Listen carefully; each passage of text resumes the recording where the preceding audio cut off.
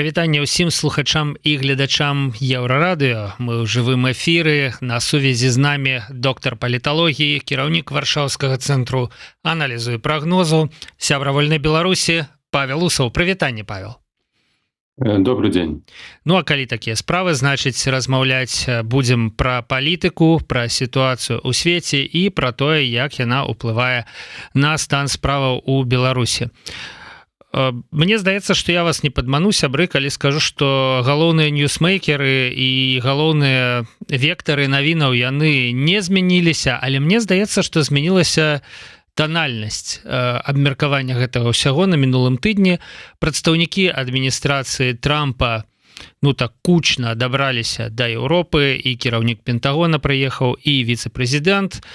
І ў тым, што яны сказалі еўрапейцам, было, скажем так, вельмі мала задавальнення ад пачутага для саміх еўрапейцаў. Можна нават згадаць эпізод з Кроснага бацькі, што вось ты робіш мне прапанову, але робіш гэта без павагі. Вось мне здаецца, што павагі не было, а ў іх тоне я пачуў нават такую вось ментарскую інтанацыю, нешта нават падобнае на тое, як расійскія чыноўнікі вось пачынаюць пра Беларусь казаць нешта, з пазіцыі нейкіх старэйшых братоў, людзей больш мудрых, якія ведаюць, як жыць. Павел, вы не пачулі такога? Я ўпэўнены, што вы сачылі за ўсімі гэтымі падзеямі, слухалі ўсе гэтыя прамовы і Вэнса, і Хексета. Вось як, на вашу думку, ёсць гэта, ці гэта проста я вельмі суб'ектыўна трактую? Тут некалькі ўзроўняў вы акрэслілі тых і выказванняў і дзеянняў, якія мелі месца і ўсцяж працягваюцца. Ужо быў выступ Трампа, даволі супярэчлівы і, можна нават сказаць, скандальны адносна і рэйтынгу Зеленскага і сяброўства краіны ў НАТО, і шмат пытанняў, якія з'яўляюцца жыццёвымі для Украіны. Я лічу, што у асноўным, калі гэта ўсё скампанаваць, можна казаць пра сур'ёзны перагляд з боку Злучаных Штатаў Амерыкі сусветнага парадку ліберальнага і спроба перарабіць яго пад свае ўласныя інтарэсы, хаця з іншага боку ніхто не разумее, якія ж насамрэч інтарэсы на сённяшні дзень у адміністрацыі Трампа.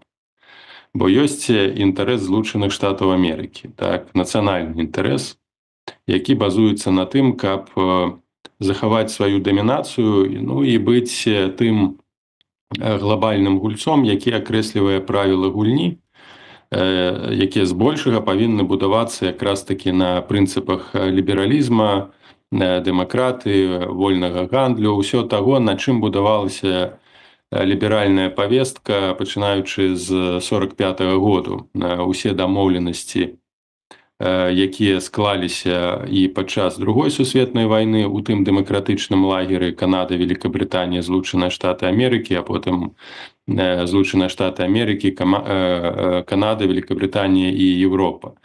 Гэта сістэма бяспекі.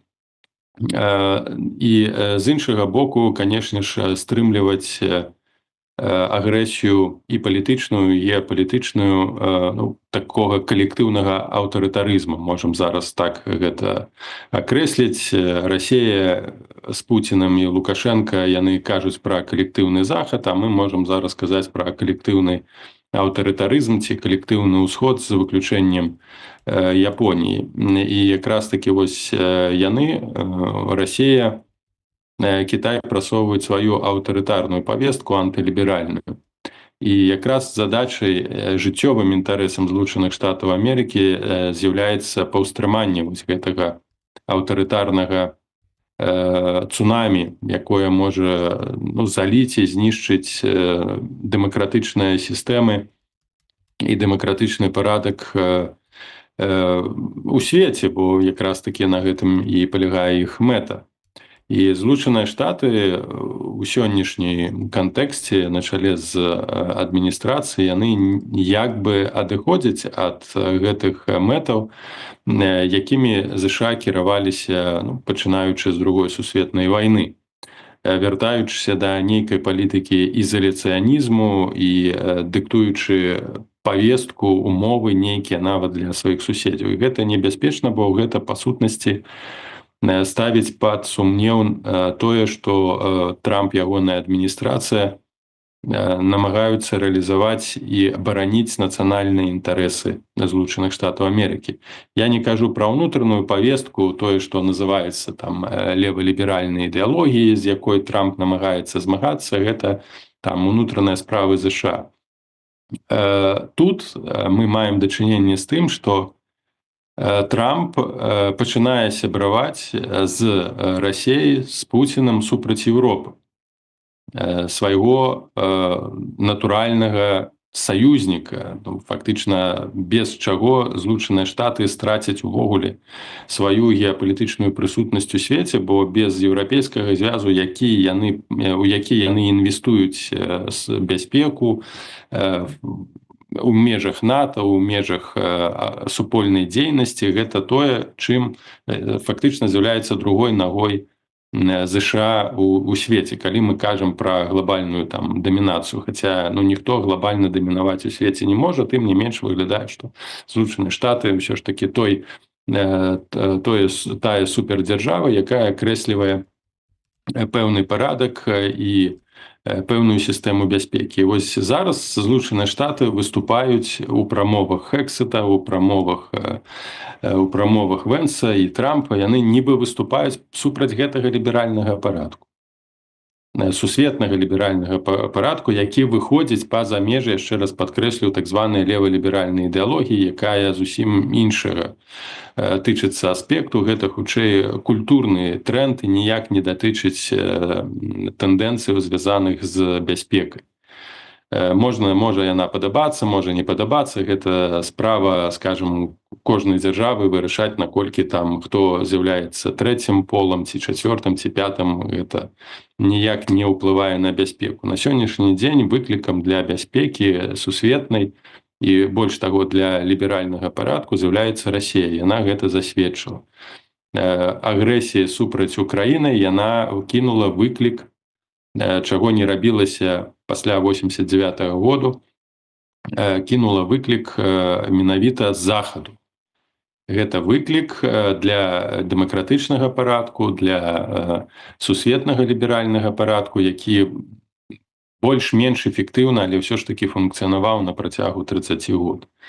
І захад ўсё ж такі спавольна, пакуль гэтая машына бюрократычная разгойдвалася, не жадаючы, бо праблема ліберальнага парадку, ліберальнага падыходу ў тым, з чым на сённяшні дзень сутыкнулася Еўропа, не ў змаганні, а ў дамоўленасцях. Мы не павінны змагацца, давайце дамаўляцца. Так яны дамаўляліся з Пуцінам у 2014 годзе, і так яны намагаліся дамовіцца з Пуцінам пасля 2014 году, што фактычна і давяло да таго, з чым мы сутыкнуліся зараз. Гэта ў нейкай ступені паўторвае той перыяд і тую філасофію, з якою чалавецтва сутыкнулася у 20 стагоддзі перад другой сусветнай вайной. Там таксама дамінавала вось гэтая ліберальная павестка, што ёсць нейкі рацыянальны інтарэс, супольны інтарэс, што вайна гэта невыгадна,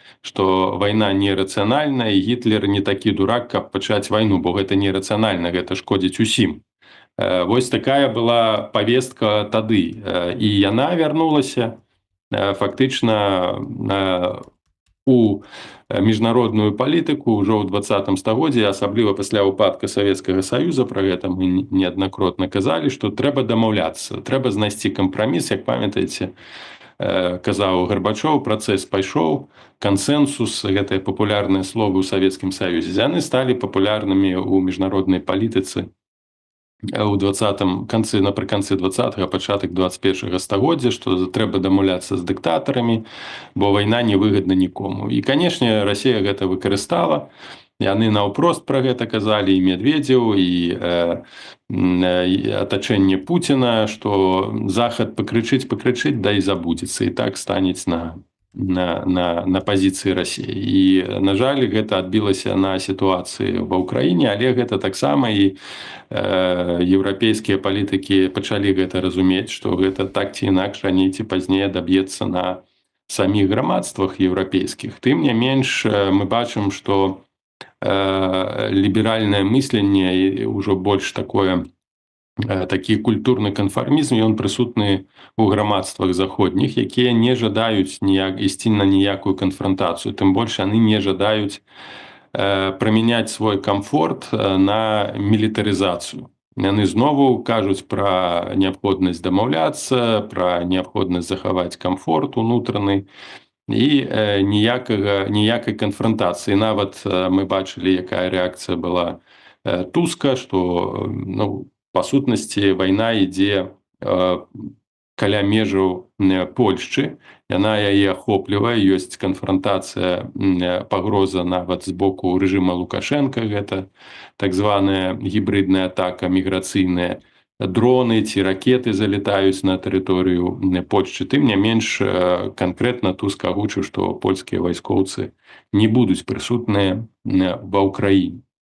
І, зразумела, прэзідэнцкія выбары, такія заявы выкарыстае апазіцыя. Хаця неаднакратна тут гучалі ў той жа Польшчы гатовасць да пашырэння бюджэту вайскоў. Ён пашыраны, павялічыўся бюджэт вайсковы, некалькі дзесяткаў мільярдаў даляраў, самы высокі бюджэт вайсковы ў рэгіёне нашым. Мадэрнізацыя войска, яшчэ жадаюць тут лінію абарончую зрабіць на межах з Беларусю. Гэта ўсё ж такі ёсць. Але ў палітычным кантэксце ніхто не жадае дэклараваць гатовасць, акрамя брытанцаў, акрамя некаторых краін, тая ж Літва задэкларавала гатовасць і Чэхія.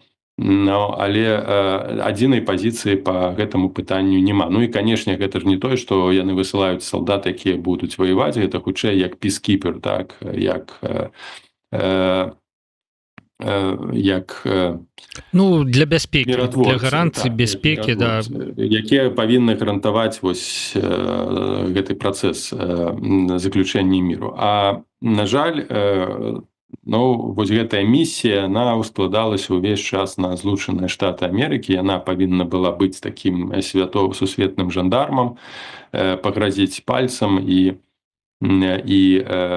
тая ці іншая краіна-агрэсар павінна спыніцца. Калі не, то мы, як казаў Буш, калі у вас няма дэмакратыі, мы ляцім да вас, так. Расія зразумела гэтыя слабасці, гэтыя супярэчнасці. Яна, дарэчы, даволі актыўна праз розныя гібридныя інструменты ўзмацняла гэту левую ідэалогію ў лібералізме. Я б так нават трошкі збочачы сказаў бы, што ёсць лібералізм, а ёсць левы тренд у лібералізме. Гэта рознае, бо не варта змешваць і дыскрэдытаваць саму ідэю лібералізма як такой.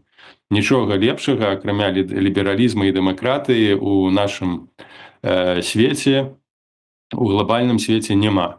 І спроба дыскрэдытаваць лібералізм як філасофію, як ідэю, гэта тое, да чаго імкнецца Захад, і чаго прабачце, не Захад, а Расія, да чаго імкнуцца ўсе аўтарытарныя краіны. Лібералізм сябе вычарпаў, ён збочыўся, там з'явіліся нейкія кірункі, якія абсалютна з пункту гледжання традыцыяналізма ненармальныя, а гэта азначае, што лібералізм таксама ненармальны. Гэта неправда.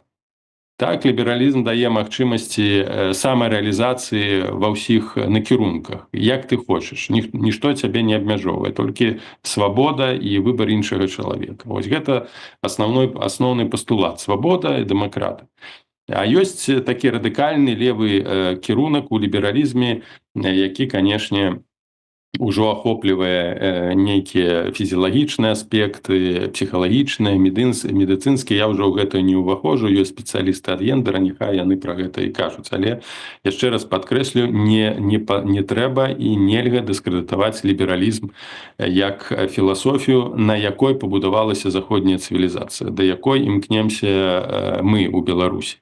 І нічога, акрамя гэтай ліберальнай ідэі, вольнасці адзінкі, вольнасці грамадства, ніхто на сённяшні дзень прапанаваць чалавецтву не ў стане, якія б там канструкты не будавалі. Ёсць кансерватыўны лібералізм, нават тыя ж самыя кансерватары, яны базуюць сваю дзейнасць на ліберальных ідэях. Бо лібералізм і дэмакратыя – гэта неад'емныя часткі. Таму вось зараз Расія намагаецца праз вось гэтыя радыкальныя левыя нурты у ліберальнай культуры ввогуле падважыць і знішчыць, дыскрэдытаваць. Я нават праглядаю для лекцыі па гібриднай вайне некаторыя фільмікі. Вось зусім недавно, хіба гэта было таксама і на вашай старонкі, калі ў ніякім дзіцячым садочку ў Расіі Джека Вараб'я там апранулі і казалі: выганім ліберала гомасексуаліста. І дзеці там, гэта перад Новым годам, нават такі фільмік можна, калі знойдзеце, паставіць. Ну, гэта вось менавіта ўкладанне у дзіцячыя ўжо мазгі адмысловых схемаў мыслення, што лібералізм гэта абсалютна непрымальна. Як калісьці казалі, сёння ён гуляе джаз, заўтра родзіну прадаст. Так, вось гэтае вяртанне да савецкіх стэрэатыпаў, гнілы захад, буржуазны, загніваючы лібералізм і гэтак далей. Гэта вельмі небяспечна, калі асабліва у самім заходнім грамадстве гэта пачынае дэвальвавацца, бо нічога іншага лепшага даць свету левыя ідэалогіі, якія ўжо больш становяцца нават больш пракамуністычнымі, а мы ведаем, што такое камунізм, не могуць. І гэта, на жаль, стварае сур'ёзныя пагрозы і таксама сцежку для Расіі, каб прасоўваць свае ідэалагічныя інтарэсы на Захадзе. Захад свае ідэалагічныя інтарэсы ні ў Беларусі, ні ў Расіі прасоўваць не ў стане, бо няма механізму, бо там фактычна зачыненае грамадства, як і ў Кітаі, фактычна таталітарнае грамадства, яны вярнуліся да часоў Савецкага Саюзу, дзе зачыненыя дзверы для любой альтэрнатыўнай ідэалогіі, хаця яны самі там не адмаўляюцца ад вольнага рынку, прадпрымальніцтва і не хочуць будаваць зноў Савецкі Саюз мадэль 2.0, як бы яны не дэкларавалі, бо тое багацце, якое яны накралі, яны, канешне ж, людзям не аддадуць.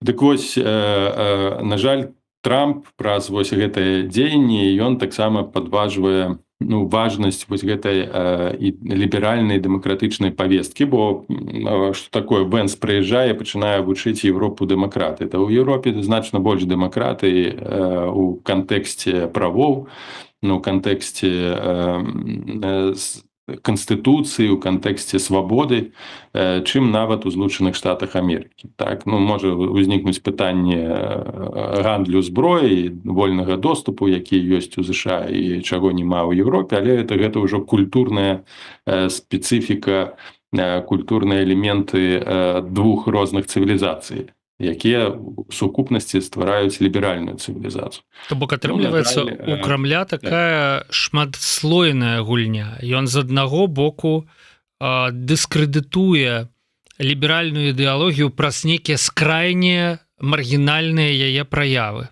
Гэта не падабаецца кансерватарам, рэспубліканцам, якіх сёння ўзначальвае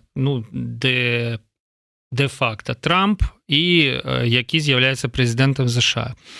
Ён, атрымліваецца, мае цяпер Пуціна як некага сітуацыйнага саюзніка, да? Вось у гэтай барацьбе з нейкім неправільным лібералізмам, якога насамрэч у прынцыпе няма, ці якога не шмат, і які фактычна як бы падняты на сцягі, мэтанакіравана Крамлём дзеля яго дыскрэдытацыі. Як ён дазволіў сябе так падмануць? Тут не ідзе гаворка пра падман ці не падман, гэта збольшага інфармацыйная гульня і інфармацыйныя ўплывы Расіі і розных структур у той же Амерыцы. Амерыка сама сябе падманула, бо такой колькасці рухаў радыкальных марксістскіх тракцыстскіх Ага. так ленінскіх там так званая рабочая партыя працоўная партыя Амерыкі, левая арганізацыя Амерыкі нават у Еўропе няма, а яны там былі заўсёды. Это таксама пэўнае сведчанне дэмакратыі, бо капіталістычных партый ці свабодных прафсаюзаў у Расіі ніколі не было там у Савецкім Саюзе. Гэта слабасць дэмакрата. Якой карыстаецца Трамп філасофіяй, вось гэта асноўная праблема, якую зараз ніхто не можа акрэсліць, з чаго мы пачыналі размову, вельмі цяжка. Бо яшчэ раз падкрэслю, тыя дзеянні, тыя дэкларацыі, тыя саступкі нават на ўзроўні выказванняў і крытыка Украіны працуе супраць Амерыкі. Гэта не ў нацыянальных інтарэсах ЗША. Чаго хоча дасягнуць Трамп? Ён жадае паказаць сваю эфектыўнасць, бо былі зробленыя такія даволі гучныя скандальныя заявы, дэманстрацыя сілы, прынамсі у інтэнцыях, але крызісы сур'ёзныя, ну, то бок гэтыя заявы яны справакавалі крызісы, а рэальныя крызісы, якія існуюць, якія функцыянуюць у прасторы, яны не вырашаны. І зараз Трамп намагаецца любым коштам вырашыць гэтыя крызісы, каб засведчыць, што ён эфектыўны палітык і ён можа вырашыць любы крызіс. Але ён гэтыя крызісы вырашае не праз захаванне інтарэсаў, праз перамогу сваёй пазіцыі, а праз саступкі, што сведчыць пра якраз такі дэманстрацыю слабасці. Саступкі у гэтым кантэксце гэта фактычна перайманне расійскай павестцы ў рыторыцы. Бо калі Трамп кажа пра 4% рэйтынгаў Зеленскага, сёння я бачыў навіну пра тое, што ў Зеленска 57% на праўду рэйтынгу. Ну, да? Ёсць рэакцыя, яна з боку Украіны вельмі хуткая, што былі так надрукаваныя вынікі апытанняў, так, 57%, і гэта ну, даволі вялікая падтрымка з улікам усіх тых праблем і нават крытыкі ў дачыненні да Зеленскага, да, ну, тому што... Ну, на сённяшні дзень, калі шчыра, так, не гледзячы на там абвінавачванні ў нейкія ў карупцыі, там пытанні там нейкіх інтрыг, пакінем гэта пакуль у спакоі, але калі мы кажам пра вобраз, то на сённяшні дзень гэта адзін з самых моцных палітычных лідараў у свеце, так, які ну, быў здольны псіхалагічна несці такі велізарны цяжар, які не былі здольныя калектыўна несці на захадзе. Як бы мы да Зеленскага не ставіліся.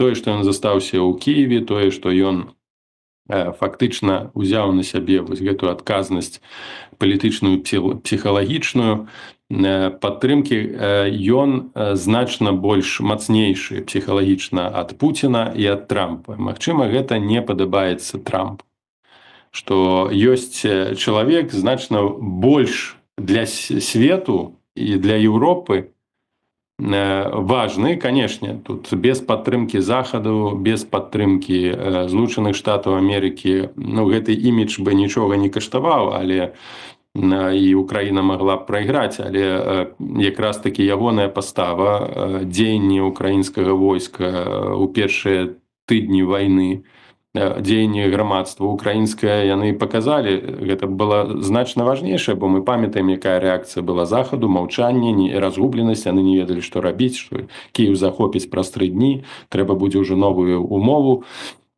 з Пуцінам падпісваць, а тут аказалася, Зеленскі не збег, ён застаўся ў Кіеве, былі туды высылаліся дыверсійныя групы, каб яго забіць, гэта факт. І ён застаўся, нягледзячы нават на ціск з боку і ЗША, і некаторых еўрапейскіх палітыкаў, каб ён з Украіны з'ехаў. Вось калі б ён з'ехаў, канешне, гэта для Украіны было б катастрофы. маральна. Гэта не азначае, што армія б здалася, але ўсё роўна гэта, ну, разумееце, у сімвалічным псіхалагічным кантэксце гэта вельмі важна. І Трамп гэтага ніколі дасягнуць не можа. А мы бачым, што ён такі амбітны, і ён жадае тых людзей, якія не ўкладаюцца ў ягоную там сістэму, светапогляд, нейкім чынам прынізіць ці адхіліць. Ну, ніводны адэкватны чалавек не скажа, што у Зеленскага 4%. І што ён неэфектыўны. Ну, гэта абсалютна якраз такі ў кантэксце таго, што кажа расійская прапаганда, падважаючы легітымнасць Зеленскага, што народ яго не выбіраў, выбараў няма, і пра гэтая рыторыка пра выбары, ну, гэта ввогуле яна не укладаецца і яна не павінна гучаць ввогуле зараз, бо якраз такі патрабаванне выбараў гэта тое, чаго жадае перш за ўсё Расія.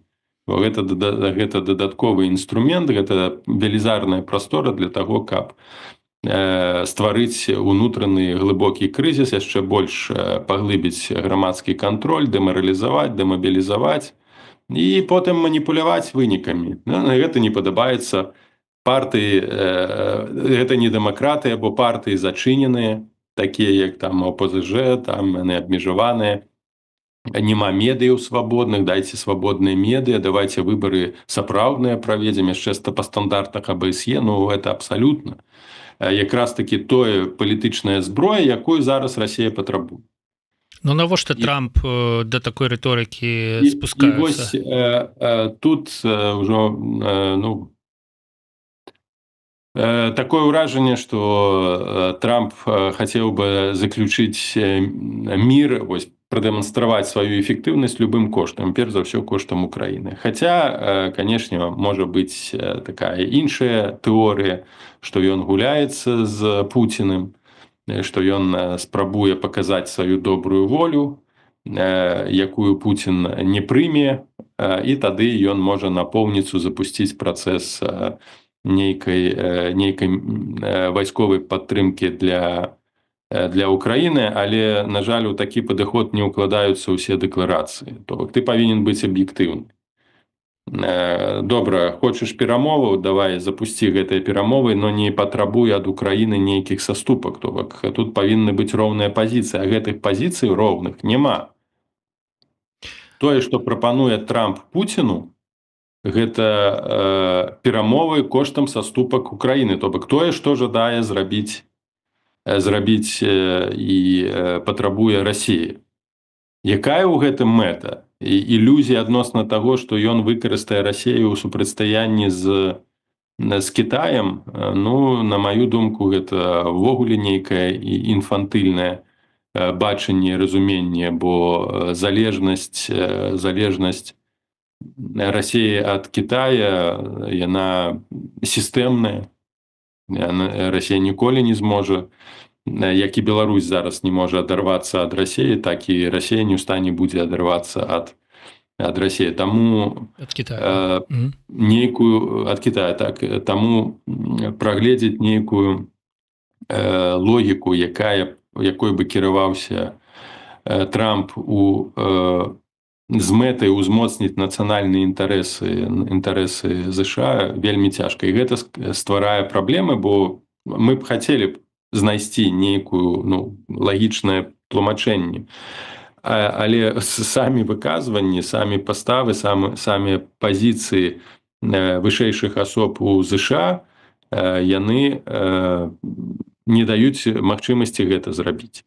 Ну вось пакуль што якраз такі Зеленскі не прымае умовы, якія агучвае Трамп. Да? Ён не падпісаў пагадненне па рэдказемельных металах. Ён адмовіўся ехаць у Эр-Рияд на сустрэчу з прадстаўнікамі Расіі і ЗША.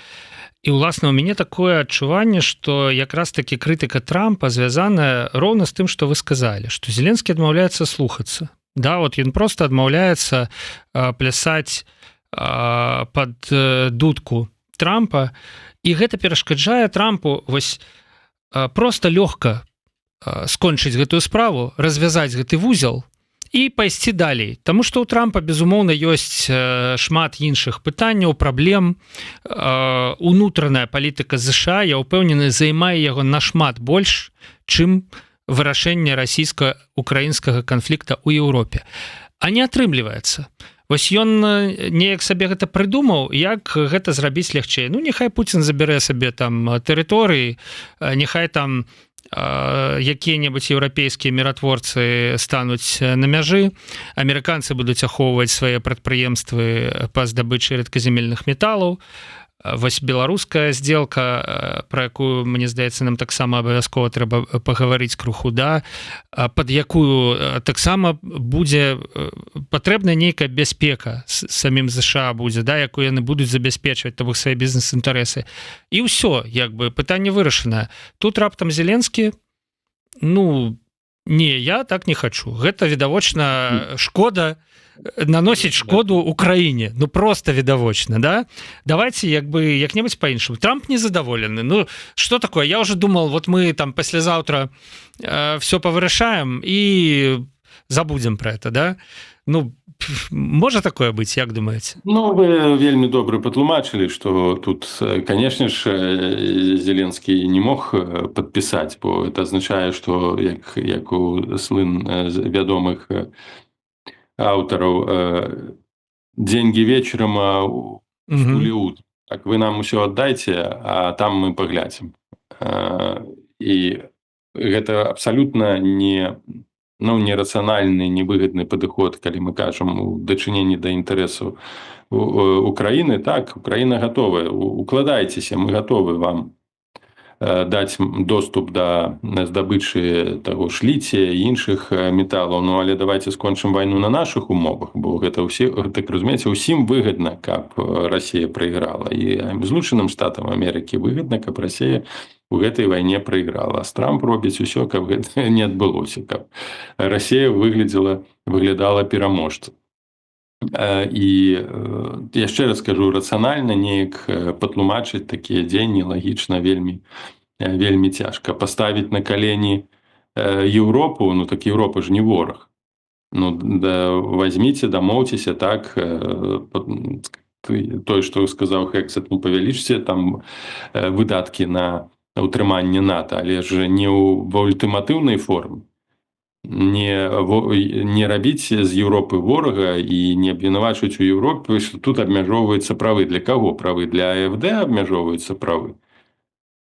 Ну, на гэта пярэчыць адразу, што кіраўніца АФД выступае ў прайм-тайм па тэлебачанні і пра нейкае абмежаванне правоў. Ж не арыштуюць, яны ў парламенце сядзяць, ніхто не абмяжоўвае іх удзел у выбарах, і у землях, лантагах, і у федэральных выбарах. Ну, але дапускаць да ўлады яўна такія элементы з рыторыкай фашысцкай і не разумець гэтага, і хваліць яшчэ гэта, ну, для мяне, для ўсіх людзей гэта, якія займаюцца палітыкай, непрымальна. Ну, так каго там яшчэ? Давайте тады легалізуем фашызм, бо он таксама абмяжоўвае погляды некаторых і расізм.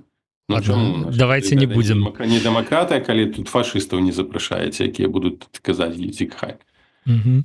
Павел, давайте ну, направда, што мы ўжо паўгадзіны ў жывым эфіры, і нагадваю, што, дарэчы, што это жывы эфір, і можна задаваць пытанні, і пытанні, ў прынцыпе, задаюцца, там ідзе свая дыскусія, даволі змястоўная, але ў нас таксама яшчэ шмат пытанняў засталося пагаварыць, і па іх мы вымушаныя будзем так бегчы крыху хутка.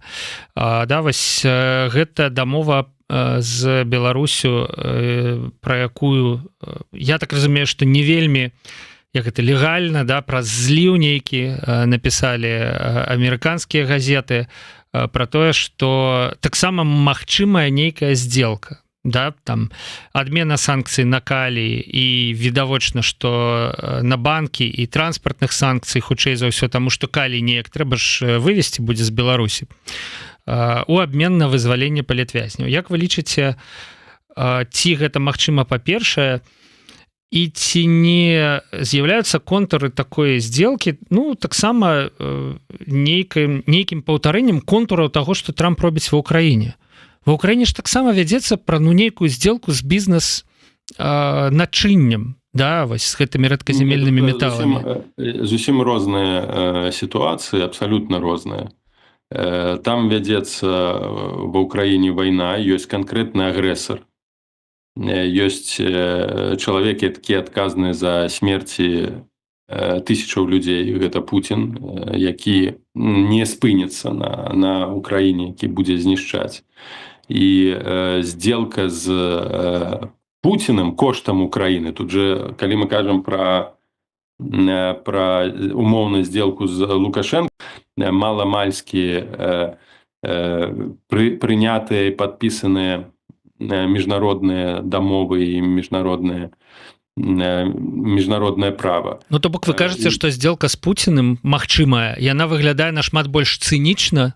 Не, яна не павінна быць вогуле. Ну, не павінна. Магчыма, я таму і кажу, да?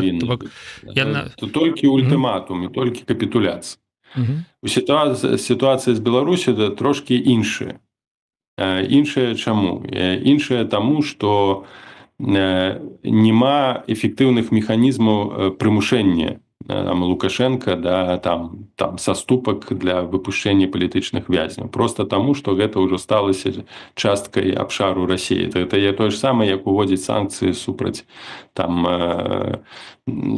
Курскай вобласці ці Смаленскай вобласці, калі заплечча такое велізарнае.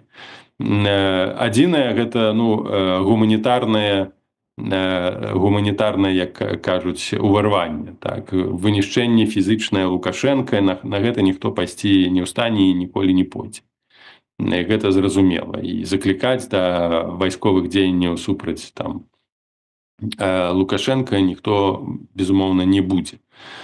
Ён 5 год пратрымаўся пры ўладзе, ён паказаў, што фактычна санкцыі яго не змусяць да саступак. І што мы маем па выніку?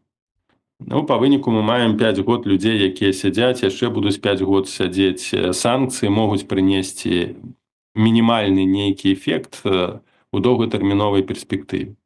Гэта наступныя 5 год, наступныя 15 год, хаця для таго, каб знішчыць рэжым, гэтага таксама недастаткова. Каб знішчыць рэжым, неабходна, каб само грамадства ўнутрана пачало актывізавацца, узбудзілася, а гэтага таксама не адбываецца, бо людзі проста выязджаюць. Ну і ў палітвязняў, безумоўна, няма 15 гадоў. І ў палітвязняў няма ніякага часу. Няма часу чакаць яшчэ наступныя, невядома чаго чакаць, бо санкцыі не дадуць неабходных інструментаў, каб палітычных вязняў вызваліць.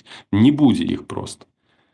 Яна не разбурыць гаспадарку, ўжо у 2020 годзе нехта абяцаў, што праз 5 год не будзе чаго есці, будуць паліцы пустыя і ўсё пасыпецца.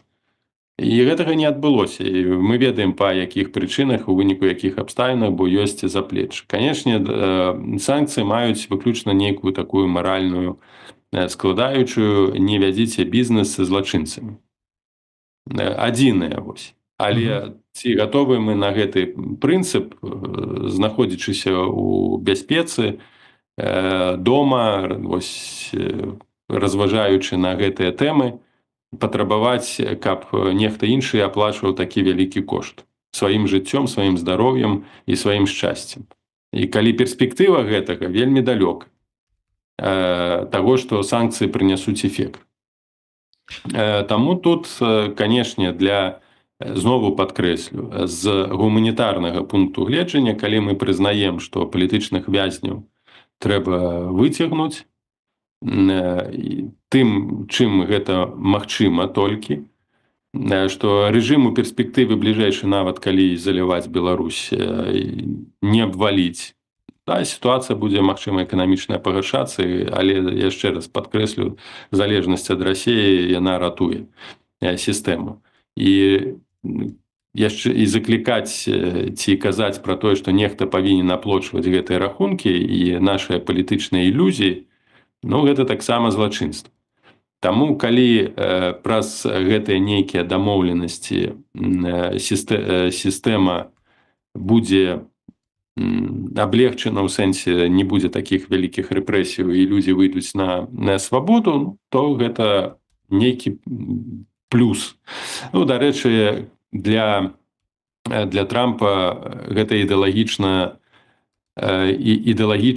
дасягненне, бо ён урэшце рэшт пакажа, што ў нечым ён быў эфектыўны. Вось ён змог дамовіцца з Лукашенка і выцягнуць палітычных вязняў, гэта эфектыўна. Вось паглядзіце, вы тут Еўропа сваімі санкцыямі, адміністрацыя Байдена гэтага зрабіць не маглі, а мы вось прыйшлі і ўсё тут разрулілі. Такі, думаю, што дзякую таму і былі злівы ў Нью-Йорк Таймс, каб паказаць, што вось ёсць працэс, ён пайшоў, былі нават выпушчаныя людзі, з'явіліся, і гэта саступка, першы крок з боку рэжыма Лукашенка, магчыма, адбудзецца ідэалагічная размарозка, што тычыцца інфраструктурных пытанняў дастаўкі тавараў праз бар'еры санкцыйныя Еўропы, то для Лукашенка гэта другаснае. Асабіста для яго важна, што сам Трамп вядзе з ім перамовы. Гэта вось прызнанне ягонай палітычнай перамогі. Для яго вось гэтая палітычная вага значна важнейшая ад пытанняў, звязаных з тым, як перавозіць угнаенні. Я думаю, што ў такім кантэксце тыя ж Злучаныя Штаты могуць націснуць на Літву, і яна знову расчыніць порты ў Клайпедзе.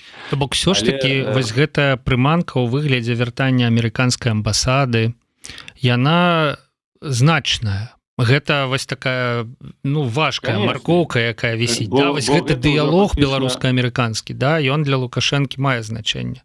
Безумоўна, гэта перазапусціць адносіны, не толькі з США, але таксама можа перазапусціць адносіны з Еўропай. Таму такія вялікія спадзяванні былі на перамогу Трампа. Таму вось былі змененыя фігуры ў адміністрацыі, пра гэта неаднакратна мы тут казалі, што будзе гульня, будзе перазапуск узаемаадносінаў з Захадам, і у кантэксце перамогі Трампа гэта, ну, самы лепшы варыянт для Лукашенка, каб вось вярнуцца у нейкай ступені, бо маштабнага перавароту і маштабнага вяртання рэжыму ў павестку еўрапейскага не адбудзецца, але нейкая прастора для размоваў, для кантактаў будзе, а гэта самае важнае. Яшчэ раз падкрэслю, нават не эканамічная складаючая, а перш за ўсё палітычная. І для Пуціна, і для Лукашенка важна дэманстрацыя уласнай палітычнай вагі. І яны гэта робяць. Ну, на жаль, знову, калі б мы не гандляваліся жыццямі людзей і не было б пагрозы, што дзесяткі і сотні могуць яшчэ загінуць у вязніцах, то тут можна было б гуляць у гэтыя гульні да сканчэння. Але яшчэ раз падкрэслю, што тысячы людзей заплацілі за ілюзіі, за ў пэўным сэнсе безадказнасць некаторых палітыкаў, і таму яны не павінны там быць, іх неабходна выцягнуць любымі спосабамі. Ну, гэта мне кажа пра тое, што ёсць перспектыва, і за гэтым рухам, безумоўна, трэба сачыць. Няхай сабе ён, ну, відавочна не прывядзе ў Беларусь, не верне там журналістаў, палітыкаў, якія цяпер знаходзяцца ў выгнанні і гэтак далей, але калі ёсць шанец нарэшце вызваліць тых, хто знаходзіцца за кратамі, няхай сабе, ну, мне здаецца, што відавочна, што рэжым паставіць ім умову пакінуць Беларусь, калі нават вось гэтай жанчыне з Пінска, якую вызвалілі разам з Андрэем Кузнечыкам і амерыканцам, імя якога, дарэчы, Дождж назваў учора, але ў прынцыпе не прынцыпова з амерыканскім грамадзянінам, калі нават ёй загадалі пакінуць Беларусь, то я думаю, што больш такім яркім, значным у палітычным плане палітвязням, ну, таксама відавочна загадаюць пакінуць Беларусь, ну, але няхай галоўнае яны выйдуць. Павел, у вашым канале яшчэ з'явіўся я маю на увазе телеграм-канал, з'явіўся важны пост, на мою думку. Гэта пост про тое, што пасля няхай сабе і сімвалічных выбараў мусіць адбыцца інаўгурацыя, ледзь не сказаў інтэграцыя, да? Але інтэграцыя ўжо у нас 25 гадоў адбываецца, да? Але вось мусіць адбыцца інаўгурацыя. І ну вось вы пішаце, што не менш сімвалічна, хутчэй за ўсё яна адбудзецца, таму што ў прыродзе аўтарытарных кіраўнікоў паўсюль суправаджаць свае дзеянні нейкімі сімваламі. Тут, па-першае, папрашу паказаць адрас тэлеграм-канала Паўла Усава. Вось тут есть QR-код, вы можете просто навесці на яго тэлефон, перайсці і падпісацца. Ну, а па-другое, раскажыце, калі ласка, так у 2 словах, якія вашыя меркаванні на гэты конт, калі адбудзецца інтэграцыя і чаму? Не інтэграцыя, інаўгурацыя. Інаўгурацыя. Прабачце, да, прабачце, Павел, прабачце, вашы гледачы. Так, хутчэй такія разважанні. Вядома, што Лукашенко, як і Пуцін, прывязаны да пэўных датаў. І вось у межах таго часу, калі павінна адбыцца інаўгурацыя, ёсць 2 даты, з якіх можа Лукашенко скарыстацца. Гэта 15 сакавіка, дзень Канстытуцыі, па якой Лукашенко быў абраны. Ужо змененая Канстытуцыя, але першая Канстытуцыя, якая была прынята ў 93-м годзе, 94-м.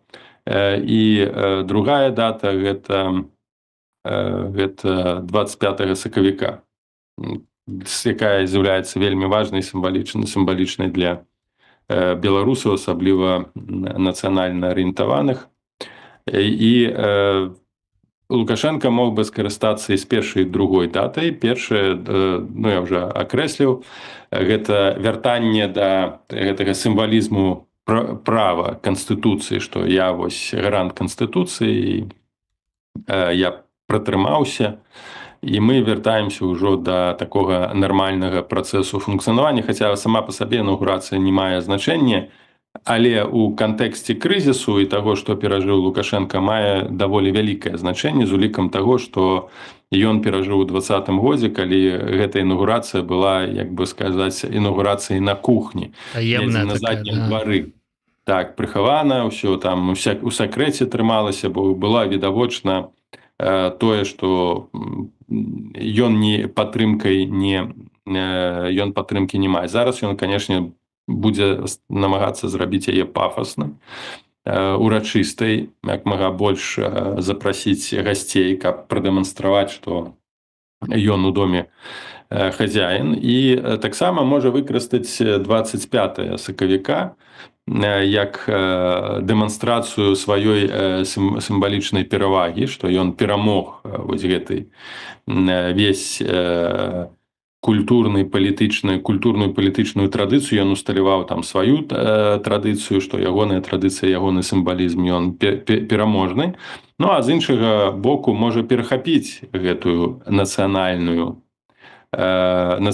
элемент, каб паказаць, што я вось ёсць гарантам дзяржаўнасці, так, што я пераемнік гэтай дзяржаўнасці, што вы там хаціце спекуляваць, але вось ёсць дзяржава, ёсць незалежнасць, і што я буду там бараніць гэтую незалежнасць, каб таксама гэта прадэманстраваць і свету, паказаць, што ён усцяж мае палітычную вагу і палітычную волю і будзе кіраваць краінай, а з іншага боку нават прадэманстраваць гэта Расіі. Так ці інакш, вось інаўгурацыя 25-го можа прыцягнуць значна больш увагі і розных спекуляцый, і рознага абмеркавання. Тое нават, што мы зараз з вами робім, будзе цэлая хваля, чаму 25-е, што гэта важна, легітымізацыя дадатковая ідэалагічная Лукашенка. І, канешне, ён менавіта з гэтай мэтазгоднасці прывязаць важны нацыянальны дзень да сваёй уласнай ідэалагічнай сістэмы, ён можа з гэтага скарыстацца. То бок дзень волі, і цяпер ён будзе атаясамліваць гэтую волю, таму што вось яго пазіцыя, што гэта не нейкая пазіцыя да яго. Гэта частка вось гэтай новай палітычнай традыцыі. Больш таго, што гэты год павінен быў быць абвешчаны, калі я не памыляюся, годам нацыянальнай ці памяці ці... Мне здаецца, ішла гаворка пра беларускую мову ўвогуле, але выніку нават на нейкам паседжанні перад выбарамі на беларускай мове выступаў, там дзесьці марафон гэтага адзінства, хіба гэта 5 ці 10 хвілін дазволіў сабе нейкі тэкст чытаць па-беларуску, там пра нацыянальную мову, пра традыцыю, і гэта можа ўпісацца, канешне, і можа таксама даць той же апозіцыі надзею на вяртанне да палітыкі мяккай беларусізацыі. То бок тут вельмі шмат узроўняў для маніпуляцыі і трактоўкі. Паглядзім. Гэта толькі маё бачанне такога магчымага ходу, ці яны з яго скарыстаюцца. Калі скарыстаюцца, то значыцца будзем ужо разважаць на тэму таго, што з гэтага ідзе. Мне то, канешне, здаецца, што якраз значэнне іншае, калі яны ўжо забяруць сабе і вырашыць выкарыстоўваць і гэтую дату, гэта ўжо значыць, што яны вырашылі, што месца для вось гэтых людзей, якія з'ехалі, у краіне няма. На іх варыянт нацыянальнага развіцця, на іх варыянт прачытання гістарычных падзеяў месца няма ні ў цяперашнім, ні ў гістарыяграфіі, нідзе. Як бы цяпер 25 сакавіка гэта ўжо іншае свята. А вы са сваім сядзіце за мяжой. Гэта ўсё будзе залежыць ад кантэксту і інтэрпрэтацыі. Ён можа і ён мае магчымасць звярнуцца знову да палітыкі прымірэння. Тым больш, што ён шведу казаў, што трэба людзей вяртаць, і гэта нават не той, што ён гэтага б хацеў. Гэта звязана перш за ўсё з тым, што эканамічна эміграцыя, выезд з Беларусі эканамічна актыўнага класа шкодзіць самой сістэме, а ён жа хацеў бы перадаць яе, перадаць камусьці там свайго атачэння, і ў пэўным сэнсе прымірэнне, прызнанне яго з боку апазіцыі як факта панавання і пагадзіцца з існаваннем таксама важна для яго.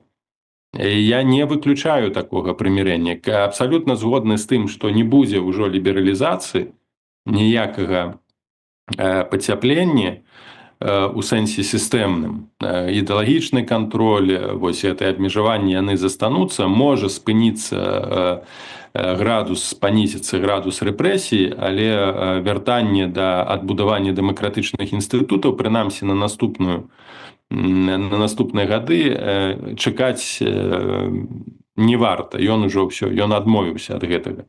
І тым больш, што ёсць таксама і Расія, якая будзе так ці інакш сачыць за працэсамі. Але таксама для сістэмы вельмі важна зняць гэтую напружанасць. Вось з аднаго боку яны разбураюць інстытуты, моцныя апазіцыйныя, інфармацыйныя, тая ж дыскрэдытацыя ідзе розных структур, пачынаючы ад Ціхановскай і іншых элементаў, механізмаў той же беларускі гаюны і гэтак далей, узрастае расчараванне, людзі стамляюцца і гатовыя пайсці на нейкі кампраміс. Ужо грамадства гатовае ў некаторай ступені прыняць існуючую рэальнасць. І ўжо больш і больш галасоў нават сярод апазіцыі гаворыць пра тое, што трэба знову ісці на нейкі унутрапалітычны кампраміс. Калі нават не вярнуць сітуацыю да 2020 году, то прынамсі вярнуцца да такога новага палітычнага укладу без рэпрэсій. Няхай будуць гэтыя абмежаванні, але няхай сітуацыя там стабілізуецца. І Лукашенко таксама гатовы. Наколькі гэта ўжо іншае пытанне, але думаю, што калі працэс распачнецца вось такі шматвектарны і дамоўленасць ЗША і вызваленне палітычных вязняў, і паступовае злагоджанне прэсінгу на беларусаў, то такі працэс можа распачацца. Ужо іншае пытанне, ці гэта добра для грамадства, ці кепска. Але мы павінны таксама сыходзіць з таго, што мы не можам ад беларусаў патрабаваць увесь час напружанасці, калі некаторыя апазіцыйныя структуры дзейнічаюць безадказна. Так? З прычыны іх такой безадказнай дзейнасці людзі церпяць нават па добрай волі, якія б хацелі ўсцяж дапамагаць. Знову пытанне ў тым, што апазіцыя, гэтыя структуры, асабліва якія ўзніклі пасля 20-го году, нічога не можа прапанаваць беларусам.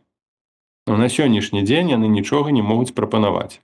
Мы можам пералічыць умоўныя кантэкст дзейнасці.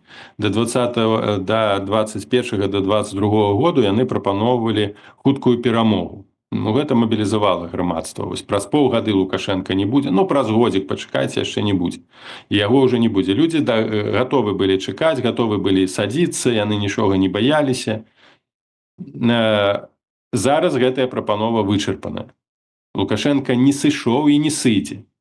І ўжо толькі апошні палітычны ідыёт будзе казаць, што праз год Лукашенка не будзе. Альбо гандляваць тым, што здароўе яго слабое, пацярпіце, ён праз год памрэ. Гэта таксама абсалютна безадказны падыход, каб патрабаваць ад людзей актыўнасці і карміць іх тым чаканнем, што Лукашенка вось-вось памрэ. Такое таксама не адбудзецца. Таму другая прапанова была, мы зараз рэжым задушым санкцыямі. Вы пацярпіце, мы зараз увядзем санкцыі, такія санкцыі, што праз год усё разваліцца і ўсё, і мы вызвалім. Трэцяя прапанова была фарміраванне вайсковых адзінак, адзіная рэальная, якую можна было скарыстаць, той же полк Каліноўскага. У вайне Украіна перамагае, і мы пераносім свае дзеянні ў Беларусь, зранаем Лукашенка. Гэта трэцяя перамова ўжо на сённяшні дзень у кантэксце таго, што мы бачым прапанову, яна не працуе. Фактычна, павестка дня на сённяшні дзень пустая. Добра, для узмацнення чакання, маральнага такога падмацоўвання, апазіцыя не ў стане прапанаваць. Адзінае, што мы можам зараз прапанаваць, і што я раблю, і вольная Беларусь, гэта, як мага хутчэй выцягнуць людзей з вязніцу. Гэта адзінае, што можна на сённяшні дзень зрабіць. Я думаю, што такім гледзячы вельмі добра, што прыйшла адміністрацыя Трампа з новымі падыходамі. Няхай сабе гэта той самы Крыстафер Сміт, які працаваў з Беларусю пры Байдене, але тым не менш адбываецца нейкая перазагрузка, і гэта пытанне з палітвязнямі. Яно, здаецца, зрушылася з той мёртвай кропкі. Я падкрэслю так, канешне, для нас агульна, для ўсіх небяспечна, калі будуць зробленыя саступкі для Пуціна. Тут таксама не трэба ніякіх ілюзій казаць. Той, што робяць нібы для палітычных вязняў у кантэксце Беларусі адміністрацыя Трампа, мае свае пазітыўныя элементы, але з іншага боку у глобальным кантэксце гэта супярэчыць нашым таксама нацыянальным інтарэсам, бо фактычна Расія выйдзе з вайны як краіна, якая выйграла, атрымае карт-бланш, а Беларусь пойдзе за ёй прыцэпам. То бок пытанне Беларусі увогуле стаяць не будзе. Таму мы бачым вось такую пэўную супярэчнасць, якая таксама не адпавядае да канца нашым нацыянальным інтарэсам, бо для беларускіх нацыянальных інтарэсаў вызваліць палітычных вязняў гэта зразумела. Але самае важнае гэта дэзінтэграцыя Расіі. І пакуль што не бачна вось таго плана, які прывёў бы да рэалізацыі такой мэты. Вось у гэтым праблема. То бок так, тут можна пахваліць, але з іншага боку бачым, што значна могуць быць больш негатыўныя наступствы ад такой дзейнасці. Сябры, як мы не збіраемся размаўляць з Паўлам Усавым, то размова зацягваецца на гадзіну. Будзем скончваць, на жаль, пытанняў і праблем больш, чым адказаў. Таму, як звычайна, ставім коску і спадзяюся, што праз тыдзень ізноў вернемся у стрым з Паўлам, з яго тлумачэннямі, з яго меркаваннямі, як палітолага, доктара паліталогіі, як кіраўніка Варшаўскага цэнтра аналізу і прагнозу, як сябра вольнай Беларусі, ну і з маімі ці з Дмітра Лукашука пытаннямі на надзённыя тэмы. Дзякуй вялікі, Павел. Да пабачэння. Дзякуй. Да пабачэння.